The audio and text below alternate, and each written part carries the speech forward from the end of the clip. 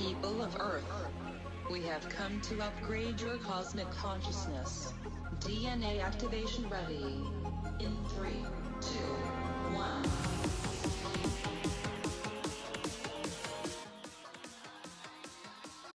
Hi, welcome to Q&A on Breakthrough Leadership. I'm Lou Quinto. And I'm Craig Anderson. Today, topic we're going to cover is the importance of collaboration. In a previous video, what we did is we looked at what is collaboration. And today we're going to actually talk about what are the benefits of collaboration. And the three areas that we're going to cover are going to be, one, it helps in problem solving.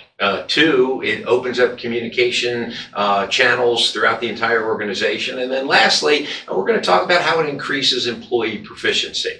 Great. Well, so our first topic is how does it help problem solving and decision making? And Lou, I think you have a customer that you worked with and really helped them out of a bind. Yeah, it took a week to help them out of a bind, but it was a situation of a company that had a national chain of stores, and they were implementing a new point of sale technology. And what ended up happening was, during their implementation process, as they were phasing it in, the system shut down. And the system shut down. It just happened to be on Labor Day, back to school time. And all these people had to leave the store because they could not pay for their product with either a credit card or a debit card. They could only pay cash. And as most of us today, we don't carry around cash. So there were just baskets full of back to school supplies just sitting there. And what happened was the company brought me in to help facilitate a week-long process. And what they did was they took individuals from different areas that were affected by this situation. So you had the store management, you had the IT folks, you had the CIO in the room, representative there. And what we did is we looked at the problem from different areas, which helped to really take our blinders off to make sure that we weren't looking at it from one particular angle. Because in most situations in problem solving, many people come into the room already and they already have an idea of what that problem may be, and then they are biased to try to prove that what they believe the problem was actually the problem. Yeah. But when you brought all those different people together, it really helped in the problem solving because it opened up areas that we wouldn't even consider before. Yeah. Isn't it funny how companies do on the back end what they should have done on the front end? Yeah. You know, you could have saved a whole lot of problems and made a lot more money had you just brought in all those people on the front end. I can think a number of times through my career where everything blows up and then they're like, hey, let's get somebody from here and here and here. Instead of getting all the senior leaders, let's actually get people who are living and breathing it in the meeting, right, to actually figure out how we got this thing so screwed up. Yeah. And it's, you know, and nobody seems to learn that lesson. Right? Yeah. And it goes back to breaking down the silos. I mean, you know, everybody's problem, it impacts and affects other people, and we need to bring them into the situation also. Great. So, the second one is opening those channels of communication. I just previously mentioned breaking down the silos, but when you have people from different areas, all of a sudden they start to talk to each other and they realize that things may be happening. You shared a story with us about sticking people in a room for, what was it, 2 months, a year, I forget. It felt like a year. Yeah, we talked last time how I had a product team who locked themselves in a room for 2 months and walked out of the product and went, ta-da! And all of a sudden everybody kind of looked at it and just kind of lost their minds over it because there were so many things not accounted for. Right. You know, after that, you know, we actually had a new person doing our product who was much more kind of collegial in nature and actually pulling the team together and came into leadership team meetings and actually worked to figure out solutions to say, all right, as a team, where do we need to focus on these things? And then took that down the next layer with their own team and had collaborative groups kind of closer to the front line working on all the issues.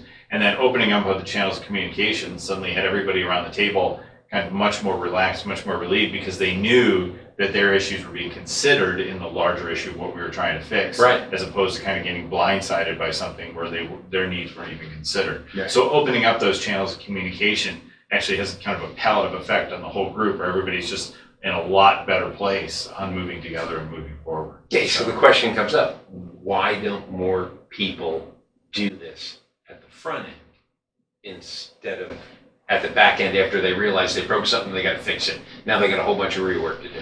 Well, I wish I had an answer for that, but I do think what it does tell you, you know, in your hiring process, really thinking about the kinds of people you want on your team. Do you want someone to come in? You know, how important is collaboration? And how are you finding people who have that collaborative mindset on your team? You know, rather than trying to fix those people, let's try and get them in and make sure we build that and make that part of the larger culture and say, this is how we work. if you don't like working in this area, this is probably not a good opportunity. Well, and it's funny you say that because the World Economic Forum just recently did a study where they interviewed CEOs and they asked CEOs what are the top competencies that people need in order to be successful in your organization. Number one was critical thinking skills. Number two was teamwork and collaboration skills. There you go. And yeah, it's crucial to get your company moving forward. So let's talk about employee efficiencies. You brought this up earlier. Yeah, with employee efficiencies, one of the things that collaborations does is, again, I see collaboration as a cure for silos. Right. Because everybody is working on the same thing as opposed to working in their individual areas. And if you work in an organization where you're familiar with the silo effect, and I've had the opportunity to consult and help break through consulting or break through silos, collaboration by bringing people, again, looking at the problem from the different areas in the company as opposed to one group dealing with it. And in many instances, when you get into process improvement, which requires collaboration, all of a sudden one group starts realizing they're doing the same type of task to get the same results that another group is doing, and then they start looking at each other and saying, well, why are you doing that? We're doing that. Right. And so right away you're starting to identify some efficiencies when you bring those people together to be able to improve the process,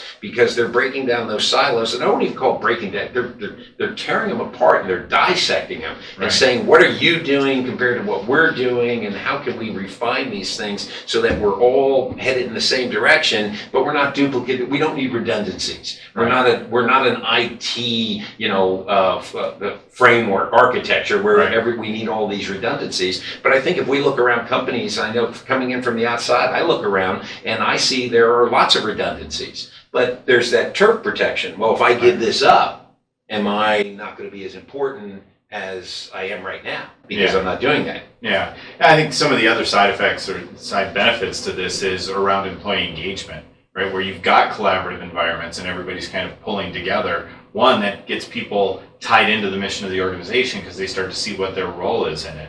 And when you go to measuring things like employee engagement, you look at like psychological safety, all right, I am part of a larger whole here and I am bringing value. You look at utilization. Are my skills being fully utilized? I have a lot of good ideas. How come no one's asking me about that? Right? And you start pulling in some of the key aspects of engagement. So now you're going to have better retention rate, better employee morale, and you're going to have people who are pulling together because, hey, I was part of that solution and now I own it. And so that helps to get the employees to stick with you longer. Well, that goes back to the long time ago, the suggestion box. Yeah. Companies used to have a suggestion box where employees who were on the front line doing the work actually made suggestions that may not be visible to people up in upper management. And a lot of those suggestions ended up being breakthrough technology when it came to getting things done within a company, because upper management just didn't realize what was going on by the people who were actually doing it. Right.